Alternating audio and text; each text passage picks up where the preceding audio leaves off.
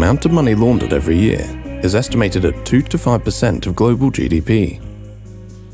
2% of global GDP is roughly equal to the combined GDP of Turkey, the Philippines, Bangladesh, Sri Lanka, and Pakistan. Over $500 billion flows out of developing countries each year. Much of this money flows into Western economies via complex offshore structures.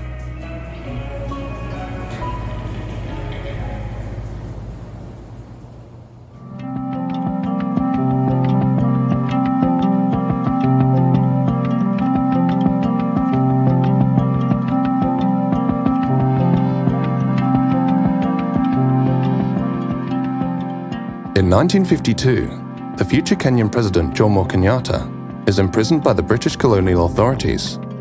He becomes a symbol of Kenya's struggle for independence. Jomo Kenyatta is viewed as Kenya's father of independence, so to speak. He used to go by the name Johnston Kamau. He used to be a water meter reader in the colonial government's municipal council. He was also fairly well-spoken. I believe that's part of the reason why he was selected from amongst the political intelligentsia at the time. Upon his release from detention, the near-penniless Kenyatta becomes a close friend of the last British governor of Kenya, Malcolm MacDonald. In 1963, Kenyatta is elected as the first Prime Minister and later President of independent Kenya, while Malcolm MacDonald becomes the British High Commissioner. The government and civil service of the new country is comprised primarily of what the British called loyalists.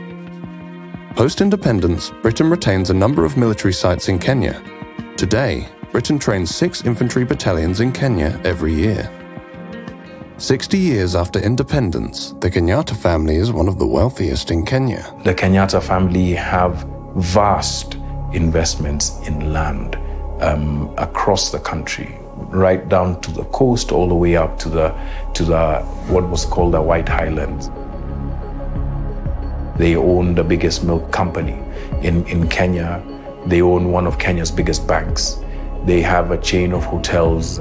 They're building a sub-city right now, just right outside the bounds of Nairobi city.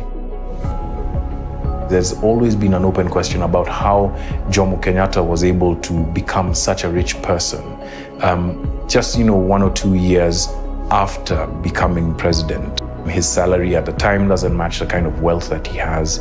There have been memoirs written by, people from his administration that say that he essentially would, engage in land grabs of very, very prime pieces of land owned by members of the settler community, etc. A declassified CIA report noted that funds provided by foreign governments in order to pay for the redistribution of land from colonial settlers to landless Kenyans had allegedly been used by the Kenyattas and their associates to buy land for themselves. Today, the Kenyatta family are the biggest landowners in Kenya, holding over 500,000 acres of prime land across the country, while many former Kenyan freedom fighters and their families who fought specifically for the return of their land received nothing. Jomo Kenyatta passed away in 1978. His son, Uhuru Kenyatta, followed his father into politics. The country's President Uhuru Kenyatta was among the world's rich who were named this week in the Pandora Papers. According to the Pandora Papers, Kenya's President Uhuru Kenyatta and 6 members of his family have been linked to 13 offshore companies. And what was revealed is that the family had invested in offshore structures. If you're including the extended family, as early as the mid-70s. Uhuru Kenyatta was listed as a beneficiary of a trust that, so to speak, belonged to his mother upon her death. Uhuru Kenyatta claimed to be an advocate of transparency, and cracking down on corruption was a central theme of his term in office. This dragon, this beast called corruption, is an animal that we intend to slay. President Uhuru Kenyatta welcomed the leakage of the Pandora Papers, saying the publication of the papers will go a very long way in enhancing the financial transparency and openness required in the country and around the globe. In Kenya, 2/3 of the population live in poverty, on less than $3.20 per day. 70% of Kenyan families are chronically vulnerable due to poor nutrition, food insecurity, and preventable diseases. Kenyan law requires the president to provide a list of financial interests to the Ministry of Finance each year. What we own, what we have, is open to the public, and we declare every year. And I've always said, if there is an instance where somebody can say that what we have done or obtained has not been legitimate, say so. We are ready to face any court. He said that he's made his wealth declarations, but we've never seen them. Secondly, families of politically exposed persons don't have to declare their wealth. Between the year that he got in 2013 and today, those have been very good years for the Kenyattas' wealth.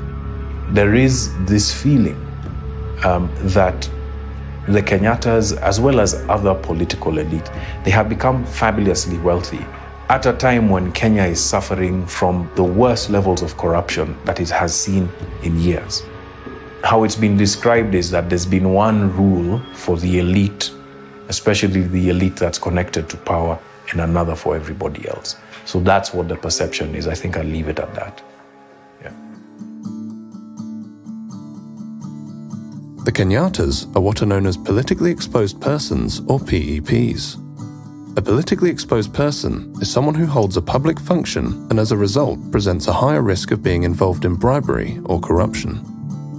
Politically exposed persons, in theory, have access or potential access to public funds within particular countries, and our investigations have come up with lots of evidence that unfortunately there are PEPs who have been stealing public funds and moving it into places like the UK, either to hide it, to clean it, or to spend it. So PEPs are incredibly significant when it comes to the money laundering picture. And that's why professionals in the regulated sector, in the private sector, are supposed to do enhanced due diligence whenever they have a client who is a politically exposed person. Unfortunately, there are multiple cases that we have found where that clearly hasn't happened. I could think of one former political official who was accused of embezzling a lot of money. This was splashed all over the internet. Within the 5 years following that, this person was able to open several UK bank accounts, took out a few mortgages on UK houses, opened a UK company. Can you share who that person was? Because of slap suits in the UK, which I'm sure you're really aware of. We're very aware of them, unfortunately. I have to literally libel check everything I say, learn it like a script, and then say it, so I can't. Even if that is already in the public domain? Yeah. It's a big issue. Journalists like yourselves, NGOs like us, are often targeted by very expensive lawyers in London, unfortunately, who take on dubious clients and basically pursue NGOs, pursue journalists for daring to mention the corrupt dealings of these people.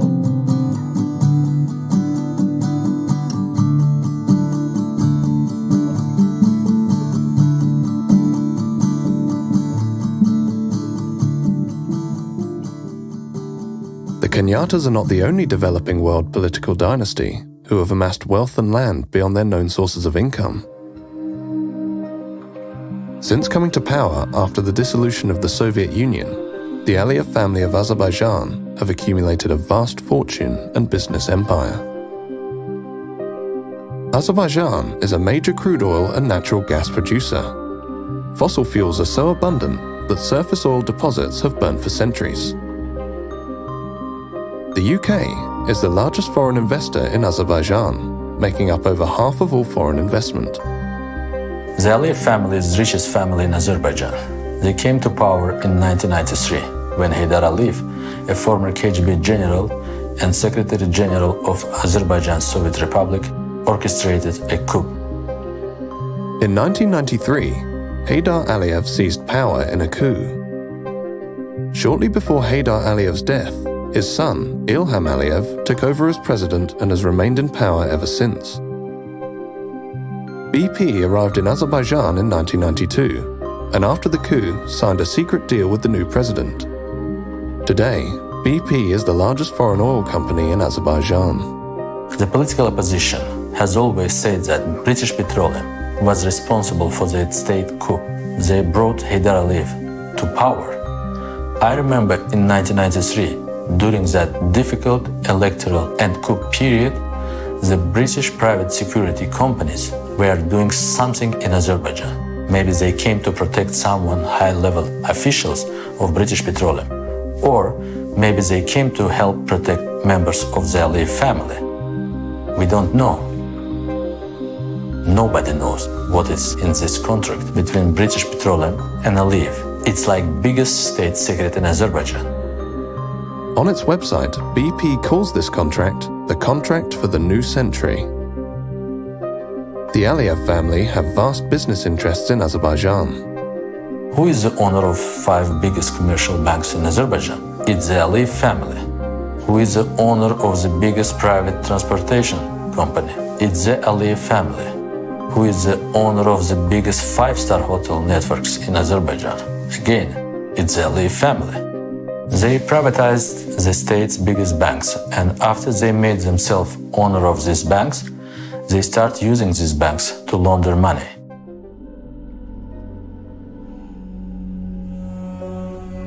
Heads of state and other major figures have deposited vast assets offshore. It's according to a review of nearly 12 million files from around the world. It's the latest report by the International Consortium of Investigative Journalists.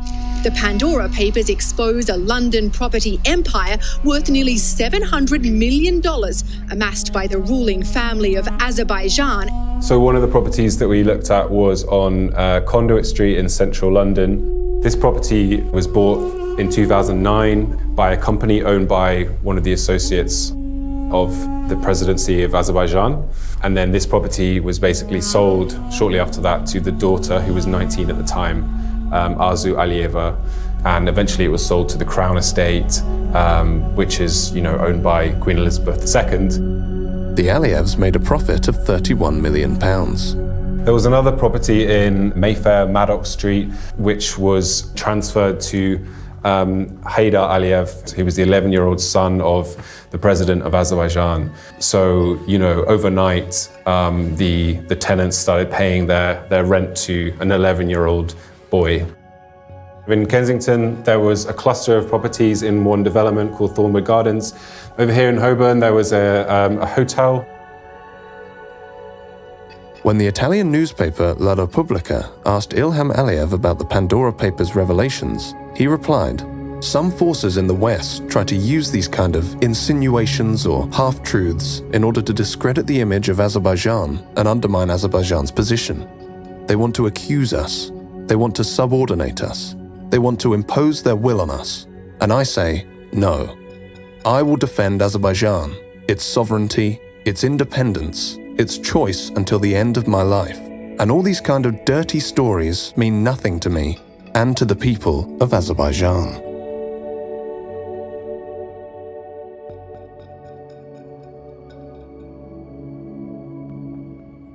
In the Pandora Papers, we saw dozens of politicians and world leaders, current and former world leaders, with wealth offshore.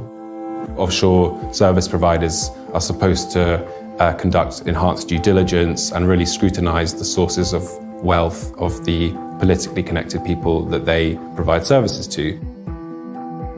The Pandora Papers revealed that offshore service providers did not conduct sufficient due diligence on their politically exposed clients. There was some light Googling, running names through risk databases and things like that.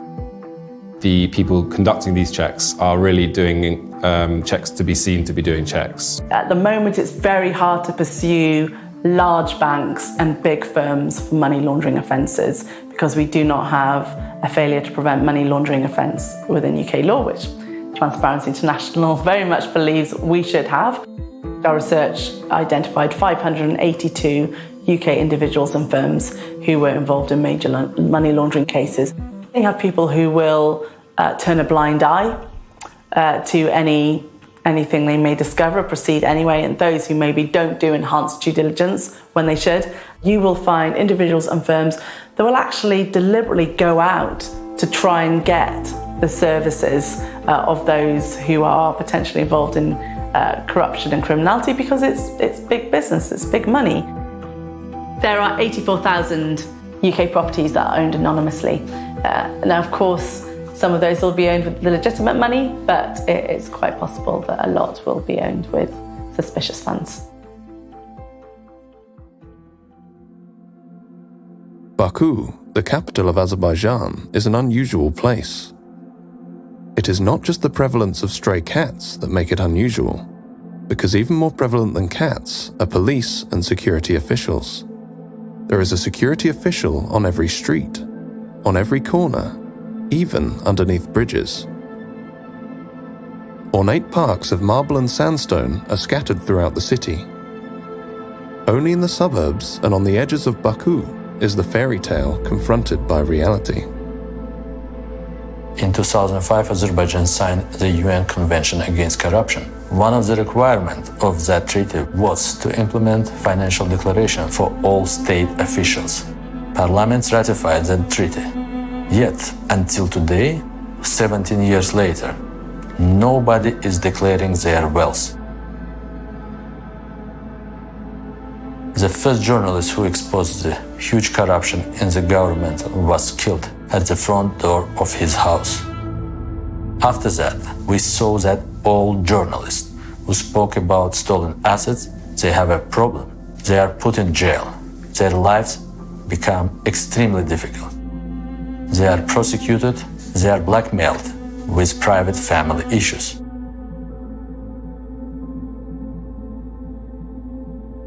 The National Crime Agency, or NCA, is tasked with investigating money laundering in the UK.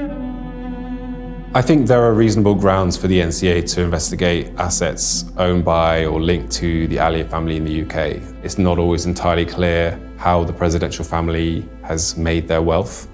Some of that money, at least, came through money laundering systems, laundromats, which are known to have funneled illicit money out of Azerbaijan. We wanted to ask the NCA why they had not opened an investigation on the Aliyev family's assets in the UK. The NCA did not agree to speak to us. When I was in Azerbaijan, the British embassy occasionally invited us for breakfast with ambassador and other British officials. They would tell us that they were afraid that if we did a strong investigation, we would put ourselves in trouble. They never give us any support to investigate corruption. British politicians, including British politicians in the Council of Europe Parliamentary Assembly, tried to wash the negative image of Aliyev. You know who is the biggest lobbyist in Azerbaijan from the UK? It's the son of the Queen, Prince Andrew, Epstein's friend. He is also a friend of Aliyev, a very good friend. Every 5 years, the people of Azerbaijan elect a president. And every 5 years since 1993, that president's name has been Mr. Aliyev. In the 2008 election, Mr. Aliyev received 89% of the vote. In 2013, he received 84.5%, and in 2018, he received 86% of the vote. During the 2018 election, Emin Husseinov worked for an NGO investigating electoral violations. We observed the elections and discovered irregularities. After that, the government closed down our NGO. They confiscated all our equipment. They put most of us in jail. I decided to escape. The police in Azerbaijan were looking for me, as if I was the #1 terrorist in the country. They put my photo at the entrance of all metro stations. The taxi drivers and the bus drivers had my photo. I changed my appearance. I grew a beard and dyed my hair blonde. Secret agents were waiting in front of the Swiss embassy. They asked the guard, "Have you checked him?" And the guard replied, "This is not the guy you are looking for. The guy is a foreigner." Switzerland protected me. And after 10 months, the head of the Swiss Ministry of Foreign Affairs came to Azerbaijan, and he was able to take me with him to Switzerland. After that, President Aliyev illegally cancelled my passport and he stripped me of my citizenship.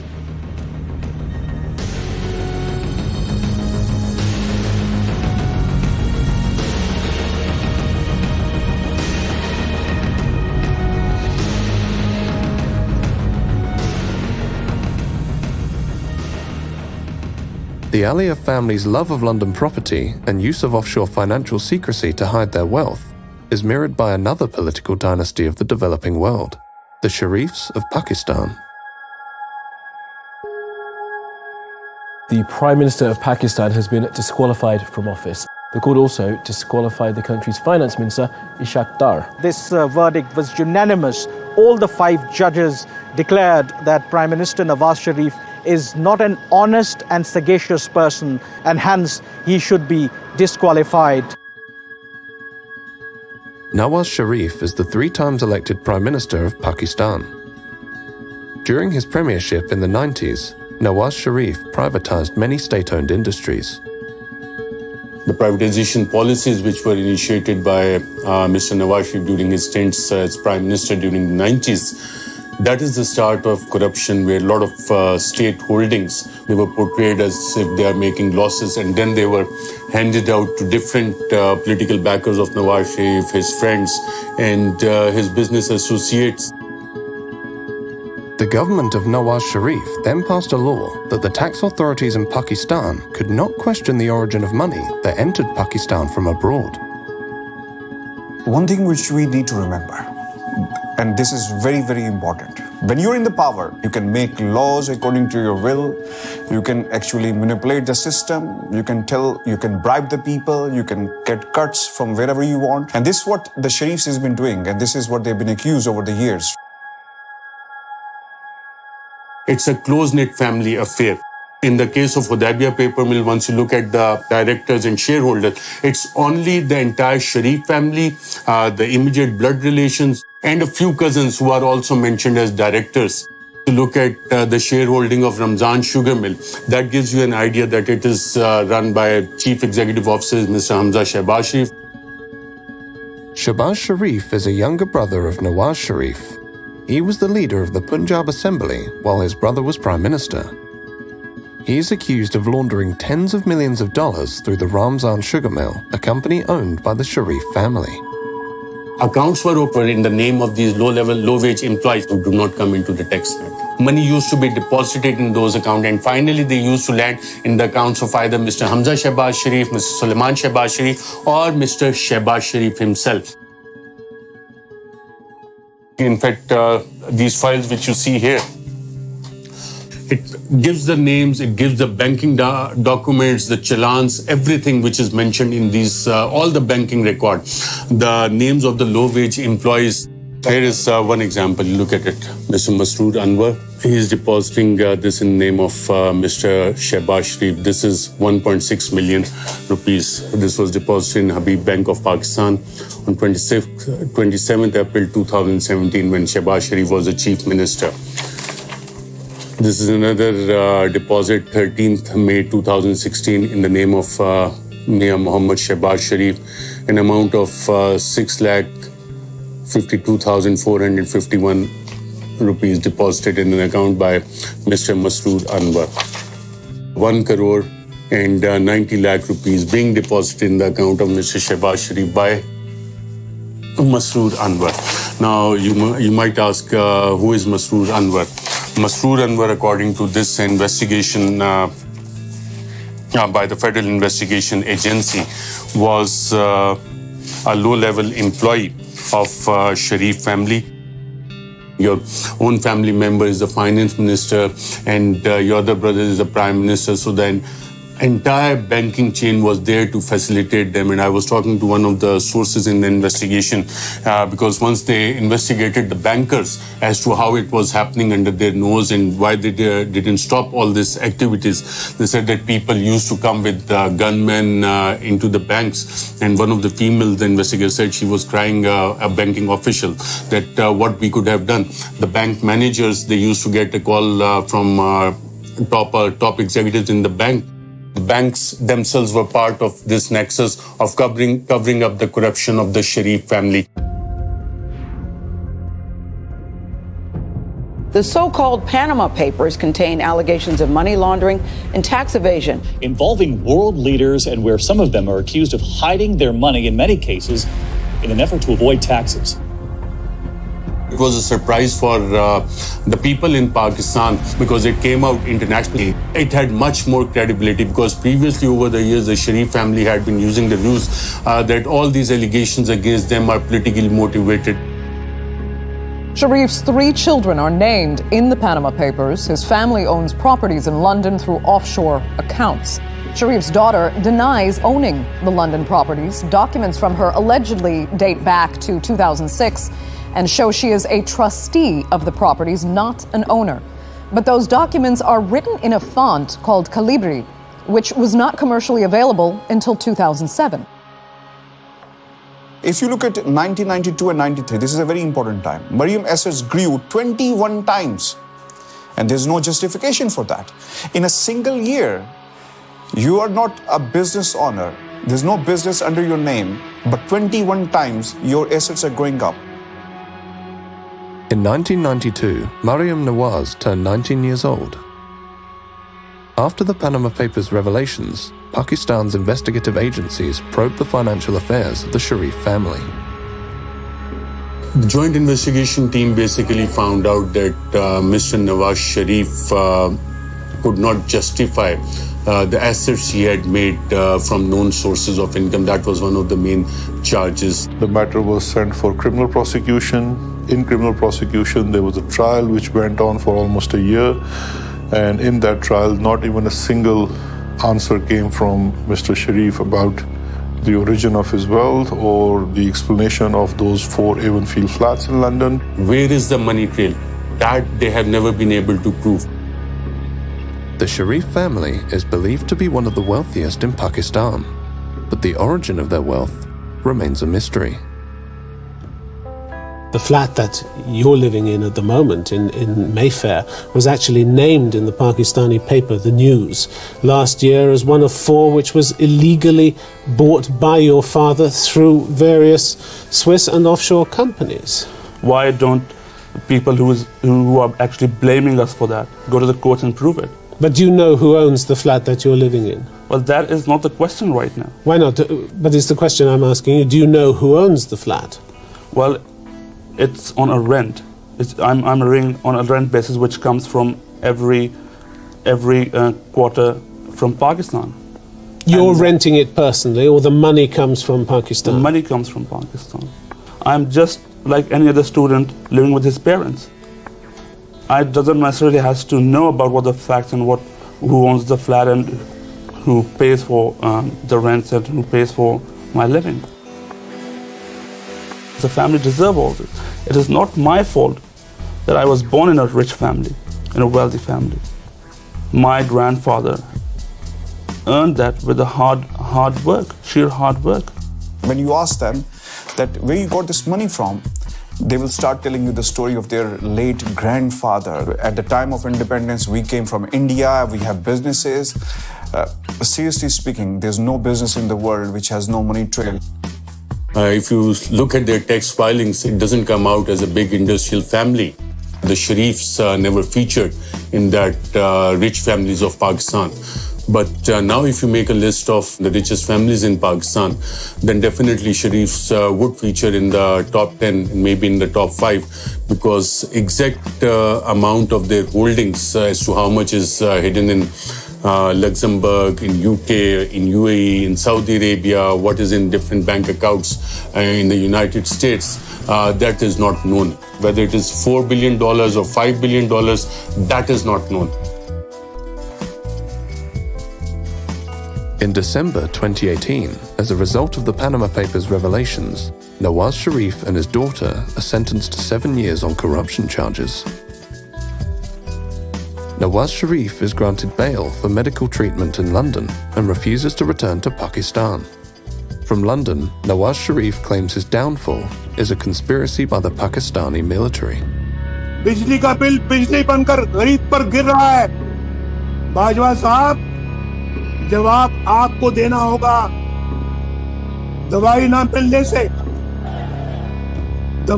मिलने से मेरे पाकिस्तान का गरीब मर रहा है। बाजवा साहब, जवाब आपको देना होगा। गरीब की रोटी 10 रुपए की हो गई है। बाजवा साहब, जवाब आपको देना होगा। और जनरल फैज, ये सब कुछ आपके हाथों से हुआ है। जवाब भी आपको देना होगा। आपने नवाज शरीफ को बागी कहना है, जरूर कहिए। गद्दार कहना है, जरूर कहिए। इश्तिहारी कहना है, जरूर कहिए। हाई जैकर कहना है, जरूर कहिए। लेकिन नवाज शरीफ अपने गरीब और मजलूम आवाज की आवाज बनता रहेगा। We contacted Priti Patel MP, the Home Office Minister, to ask her why Nawaz Sharif, who had overstayed his British visitor visa by 2 years, had not been extradited from Britain. Priti Patel had been eager to deport asylum seekers during her time at the Home Office, yet she took no action against Nawaz Sharif. Priti Patel MP in the Home Office did not agree to an interview. We also contacted the National Crime Agency. We wanted to find out why there had been no meaningful investigation into Nawaz Sharif's assets. The NCA did not agree to speak to us. Nawaz Sharif is not the only member of the Sharif family who has made London his home. London is the second home of House of Sharif. Hassan Nawaz is here, Hussein Nawaz is here, Hussein's children, Zikriya and another son is here, right? Hassan's children are here, Nawaz Sharif is here. And then if you look at Ali Dar, who is the son-in-law of Nawaz Sharif, Asma Nawaz Sharif, who is the youngest daughter of Nawaz Sharif, she's here. Ishaq Dar is here. Then Shahbaz Sharif family is here as well. Sulaiman Shahbaz is here. Ali Imran, who is actually the son-in-law of Shahbaz Sharif, who also lives in this country. Shahbaz Sharif's daughter, Rabia Imran, is also in this country. And she is actually on a run and wanted in Pakistan. Ali Imran is wanted in Pakistan. Ishaq Dar is wanted in Pakistan. All these people are wanted in Pakistan. Sitting in Pakistan, in third world country, you look at it as to why most of the people who are wanted by the courts in Pakistan, by the law in Pakistan, they find a refuge in London, UK. It doesn't make sense to me. London is the destination of choice for politically exposed persons and their family members who have accumulated vast fortunes beyond their known sources of income. These fortunes are frequently laundered or transferred offshore to or through British-dependent jurisdictions, where their origin and ownership are obscured and money can be reinvested into the global economy.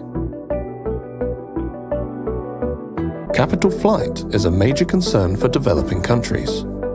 We know that there is a huge capital flight, and it's not just specific to our time period. It has been historical. It directly impacts the economy because you see the issue is that if our currency is not doing well and we have a serious issue of sustaining the value of Pakistani rupee, that has a correlation with capital flight. The Financial Action Task Force, or FATF, an intergovernmental money laundering and terrorist financing watchdog headquartered in Paris, had put Pakistan on its grey list of jurisdictions. Our financial systems have been made more accessible. We have sharing of information with almost everyone. We are pursuing many money laundering cases as far as we can pursue, because of course the missing element still is the cooperation from the other jurisdictions. That is not forthcoming. And sometimes we wonder that we are in grey list, but the money that has been taken from here is in countries which are not in the grey list. So that is something that, sometimes is like, okay, so why are we in the grey list then? We approached the FATF for an interview. The FATF declined to speak to us. We would have liked to ask the FATF how it was possible for the UK, Switzerland and Luxembourg, among others, to be considered clean when these countries are known to be major money laundering centres, through whose economies billions of dollars of illicit money are reinvested every year. The money is stolen here and it is hidden in the developed countries, in the developed world. If that is happening, it's not just the fault of Pakistani system that the money is able to go out. What I question is the double standards. So for example, if you ask on one side from countries like Pakistan to have more checks and be more open, we expect in return the same from other countries when we are investigating someone. We will write a mutual legal assistance request to, let's say, Switzerland, and we will say that we have information that Mr. A has a bank account in Switzerland in such and such bank.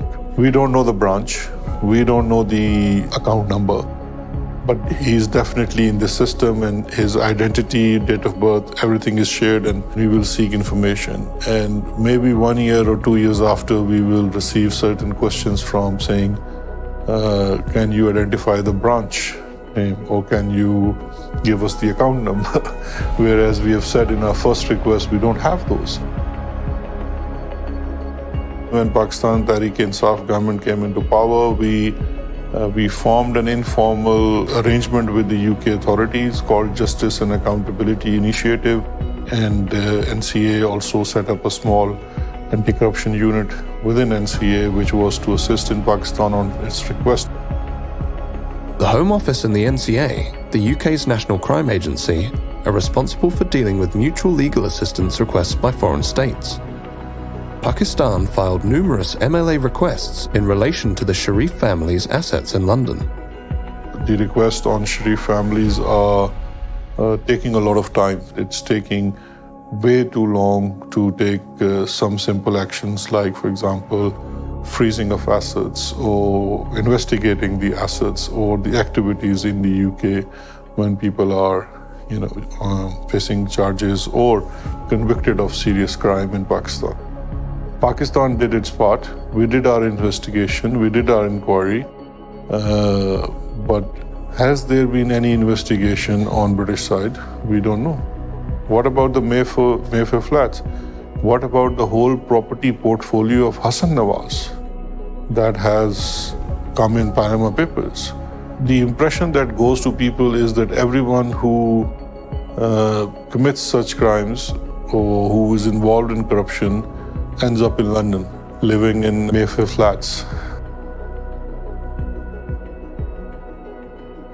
The main issues for developing countries are Western countries. Unfortunately, here in the UK and other Western countries, we can be very good at pointing the finger elsewhere and saying, hey, look at all that corruption over there. But the reality is we are facilitating that corruption. We are complicit in the laundering of public funds because we have a ready-made system ready to go where corrupt individuals can hide, can spend, can clean their money. London and its role in the offshore world is that it's a money launderer's paradise. It's a money launderer's paradise or haven. It's a place where if you want to stash illicitly earned wealth, you can do so anonymously, and you can do so with relatively few checks and balances.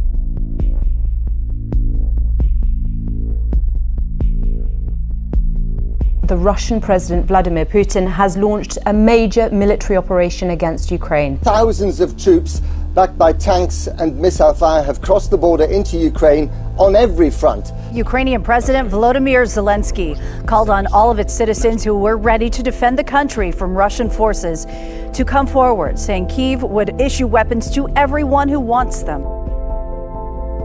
We've already put in place the largest package of sanctions in our history.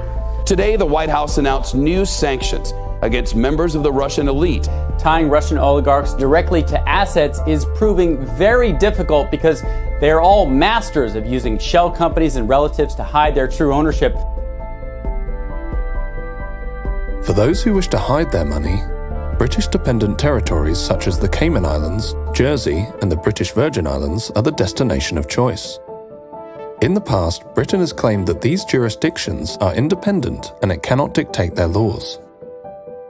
I listened to the Foreign Secretary correctly detail the importance of avoiding sanctions leakage, and she was asked twice in this statement about British overseas territories. I detected a reluctance to go into detail on that.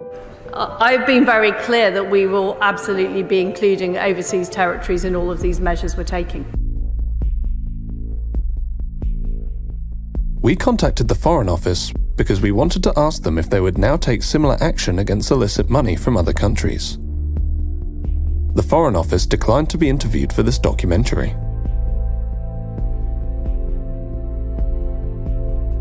In order to help it seize Russian assets, the UK passed the Economic Crime Act. The aim of the Act is to help law enforcement identify and seize illicit money in the UK. The recent Economic Crime Act basically passed into law that any trusts that are involved in the ownership network of a property now have to declare the beneficial ownership to HMRC. However, that trust register is not public, so we're not entirely sure what information is even on it, whether that information is verified or how effective it is. Overseas trusts that own UK property will also have to register, well, under law will have to register there. I don't know how much that will be enforced in practice. It's hard to say. It's not really clear how exactly that's going to be implemented. And, you know, so for example, if we look at the register of persons with significant control over UK companies, a lot of people complied with that. A lot of companies complied with that, but a lot didn't. They declared what appeared to be potentially nominees. Now, the UK government has promised to reform Companies House. At the moment, Companies House is not empowered to check and verify the information that is submitted to it. It's quite possible to write down, like I said, Mickey Mouse or Donald Duck, not the real beneficial owner, and no one's really going to check that information. So when we look at setting up something similar for the property register, you know, we're likely to encounter the same kind of problems. How many of them are actually going to comply? And if they do, how do we know that that's the real beneficiary who owns that? How do we verify that? It's not hard to see why UK companies have become a vehicle of choice for corrupt actors, for money launderers to use to move and hide their wealth, because the enforcement is weak.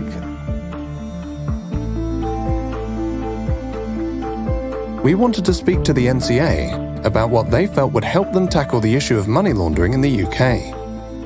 The NCA did not agree to speak to us. The NCA is a department of the British Home Office. We were interested to find out if the NCA felt it could act outside of the ministry it forms a part of, or whether its prosecutions were directed by the interests of the government, rather than in the interests of the prosecution of crime. In February 2022, The Guardian newspaper reported that the former Conservative minister, Lord Folkes, who attempted to introduce a public register of overseas property owners in 2017 and 2018, was approached by civil servants from 4 government departments who told him to drop the public register of overseas property owners.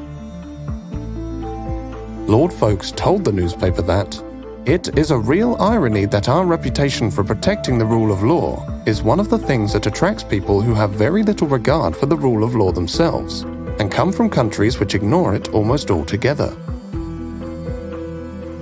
We approached the FATF, the National Crime Agency, the Foreign Office, John Glenn MP, the Economic Secretary to the Treasury, and Priti Patel MP in charge of the Home Office.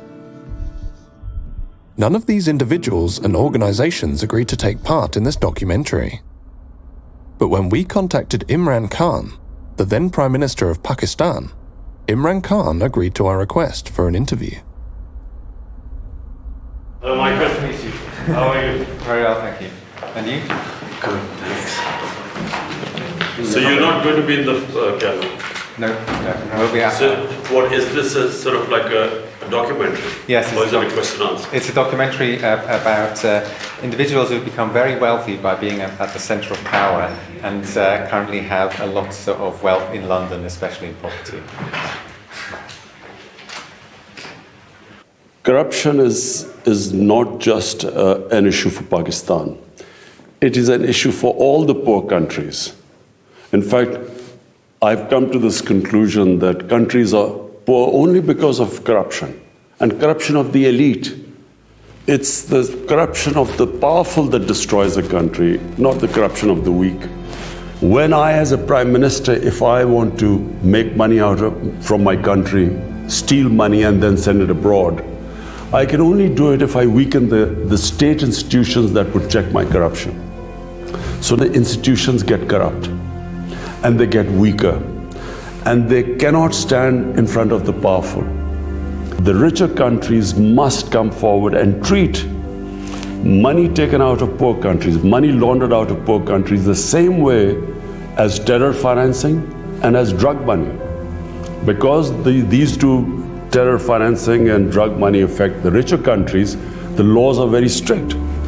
But there's hardly any attempt to stop this plunder of the poor countries. I feel that there is no incentive for rich countries to repatriate money or take action against these people because they benefit from them. There are countries that are benefiting from money stolen from our countries and which are parked there. They are benefiting from billions of dollars which flow into their properties and their businesses, stolen from this country. So what incentive would they have? We are the ones who suffer. And this is the dilemma. We don't have the resources to get the money back, and they don't have any incentive to send it back to us. So this is the big problem which the entire developing world is facing. I guess it's a question of now hiring more expensive lawyers abroad. But you see, when you look at the laws, they basically favor, I'm talking about the richer countries as a whole, they tend to favor the crooks. It is so complicated to get your money back.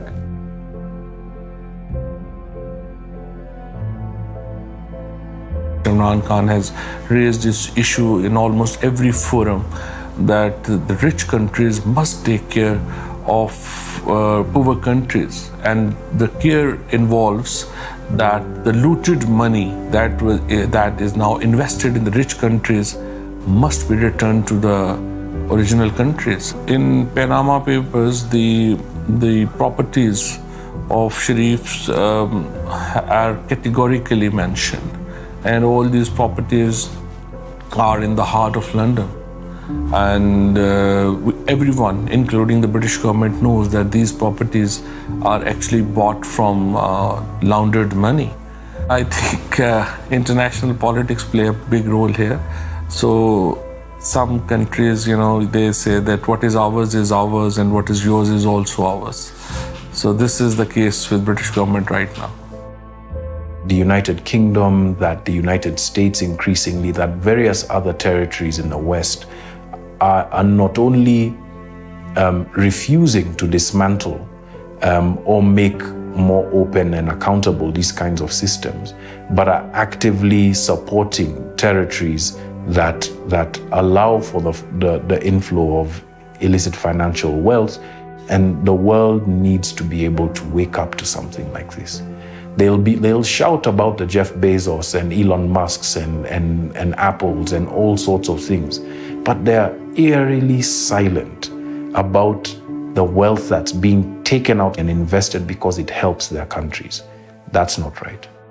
We become victims twice, where when we are asking for our wealth to be returned, it becomes so difficult for us to have that happen.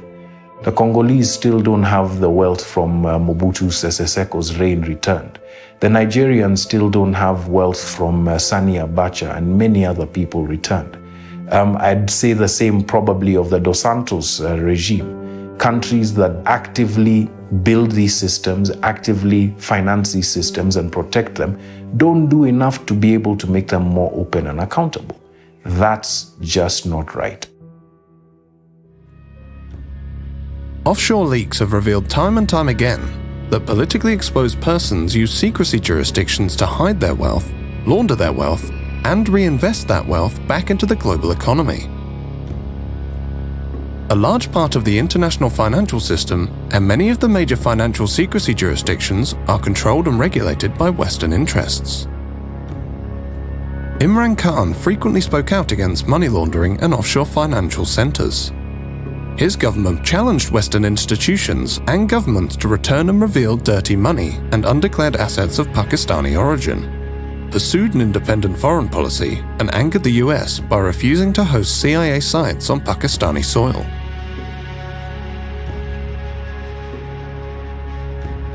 On the 7th of March 2022, the Pakistani ambassador to the US reported in a classified communique that Donald Lu, a senior State Department official, had informed him that Pakistan-US relations could improve only if Imran Khan was removed from power.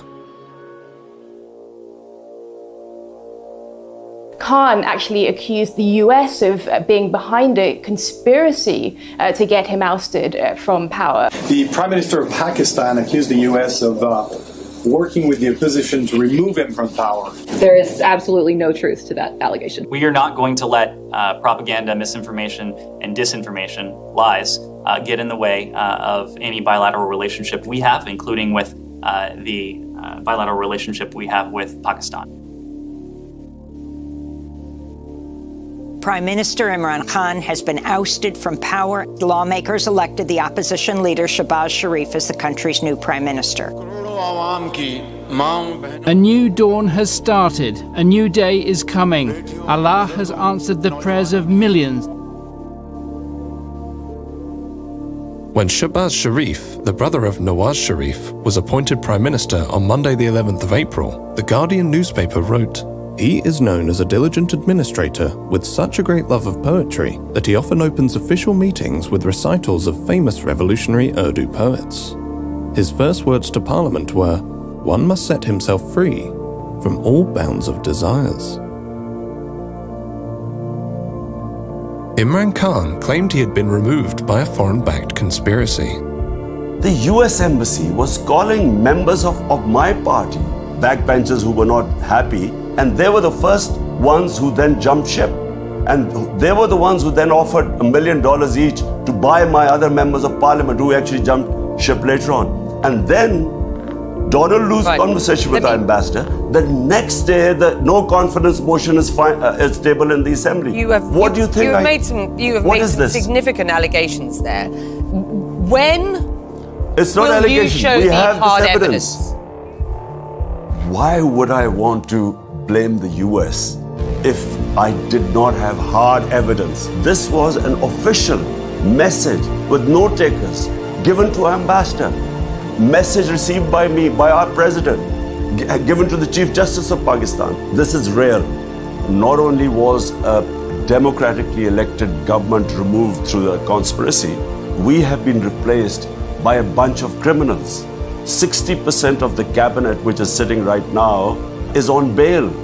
The Prime Minister was about to be sentenced in a corruption cases of billions of rupees, and his son. The Sharif Doctrine is that you buy different people in all the important positions of power, whether it's in the media, you have your sympathetic journalists who continue to argue for you that the country can only be saved by the wisdom of the Sharif family. The generals, when they retired, they are also accommodated. The judges, once they are retired, they are also accommodated. The journalists, they are also given government position and they willingly take it. So it's the entire Sharif Doctrine which gives them this sense that they can even get away with murder in Pakistan. Nawaz Sharif has learned that even though if you are out of power, if you manage to gain time and if you manage to delay the cases in the courts of law, and once you come back into power, you can manage to get a clean check. So I think this time also the same strategy is being followed by the Sharif family. I think those in power, they think that they can get away with the crimes they have done. And Sharif family has been benefiting from them because of their international friends who have been coming to their rescue to strike the dirty deals.